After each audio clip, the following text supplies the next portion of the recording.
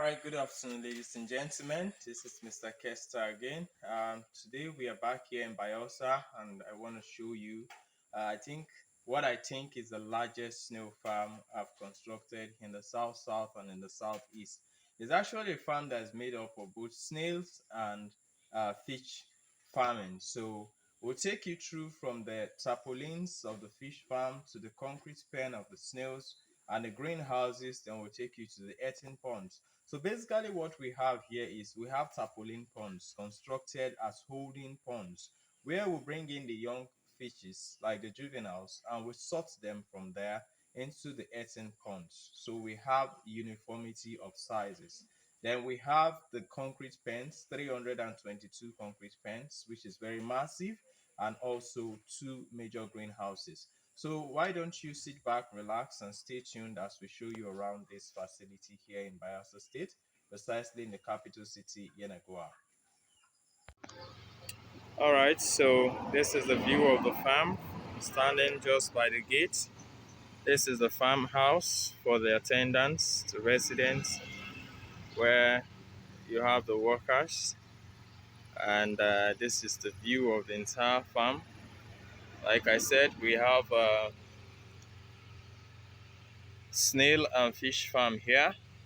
So we start from the tarpaulin ponds. You can see we constructed them with woods. These are more durable even than the uh, metal, and is more stable. As you can see it, these woods are mahogany, very strong woods. So yeah, the tarpaulin ponds are specifically built for sorting. I will take you to the earthen ponds where we have massive earthen ponds.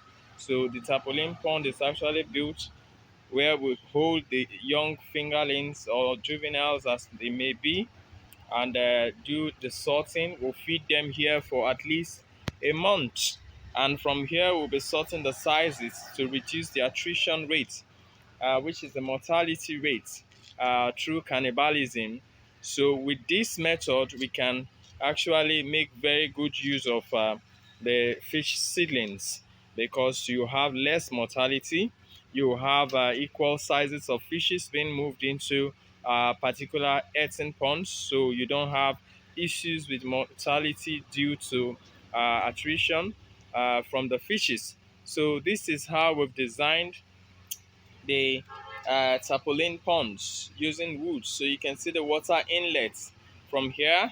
The outlet is just behind. So we have the water inlets and the water outlets for the the tarpaulin pond. So this is the water outlet for all four ponds.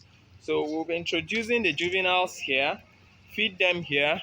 After every 2 weeks, we'll be sorting to the earthen ponds. So we'll take you to the earthen pond. That will be the last part of the video, because it's at the other extreme.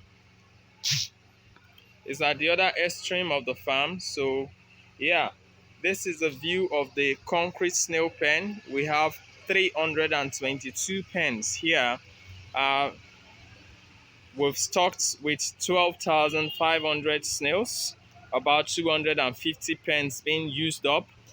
So this farm has been stocked for at least 2 months now, and we are having records of 10,000 eggs to 11 to 12,000 eggs produced every 10 days, because we do the sorting every 10 days, as it's a lot of work to sort every 7 days compared to smaller farms. So we have the greenhouses here. So we do the production and the concrete pens. Then we carry out the introduction of the young ones into the greenhouses. So you can see the view of the greenhouse. We have two of them here, giant greenhouses. So you can see the entire view of it. So you can see the view of the greenhouse. Now I am right into the concrete pens. You can see the pens. They have all been stocked. So this is the largest farm we have in Bayelsa State and its environs. So you can see inside the pen, we have the snails under the dry leaves, and these are the feeders and drinkers. The feeders and drinkers are yet to be removed as the boys are preparing to clear them out. So this is what we have going on here in Bayelsa State. So you can see farm is neatly built, 322 pens. And see the view from this side.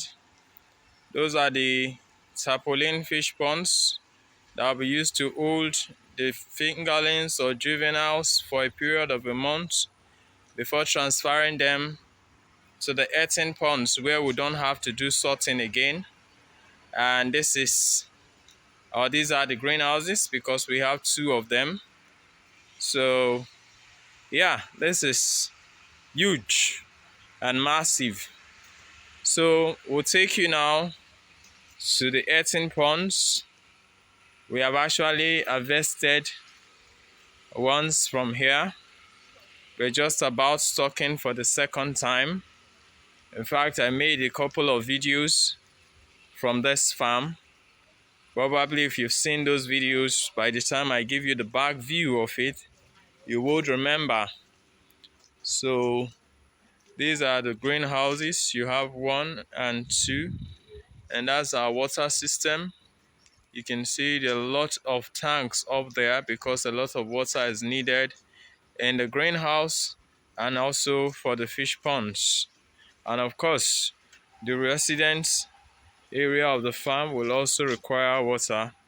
So you can see we still have some space to play with between the concrete pen building where I'm standing and the earthen fish ponds. We have a large space. We can have more than 3 greenhouses in this area. So the pens are almost filled up. Like I said, 250 out of the 322 pens are stocked. As we speak, we just have less than 10 pens that are free because we get as much as 12,000, 10,000 eggs every 10 days from here. And that's to say 80% of those eggs are being hatched every week.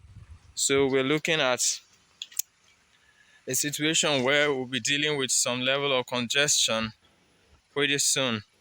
So I'll just take you to the fish ponds so that you can have a view of it, and we'll call it a day. Yeah, so this is our pumping machine. We actually pump from the earth pond to the greenhouse to sprinkle the greenhouse because the water here is very fertile. So you can see the connection to the pump. It takes it with a 2-inch pipe or hose down to the greenhouse, so the pressure is quite high. So you can see the view of the farm from the earthen pond section. So those are the greenhouses and the water system, and you have the concrete pen building for the breeding snails. Then in front there you have the tarpolin ponds. So those are the feeder ponds that will be feeding these very ponds you're seeing here. So these are 3 very massive ponds that we have here. So you can see them standing on the highest parts of the land, so you can have a clear view of all the ponds. So this is big, can contain as much as 5 to 10,000 fishes. And this is another one that can take similar amount, and the other one there. So we're looking at not less than 25,000 to 30,000 fishes in these 3 ponds because they are very huge and the depth is quite deep as well. So yeah, this is what it is. We'll just do the preparation of the ponds when the juveniles come into the tarpaulin ponds. Then we'll prepare the ponds by fencing them round and liming the ponds in preparation for stocking. So this is the view of the entire farm here in Yenegoa, the capital city of Bayelsa State. Alright, so once again, it's your favorite host, Mr. Kester Amos. Thank you. God bless you and hope you enjoyed the video. Bye-bye.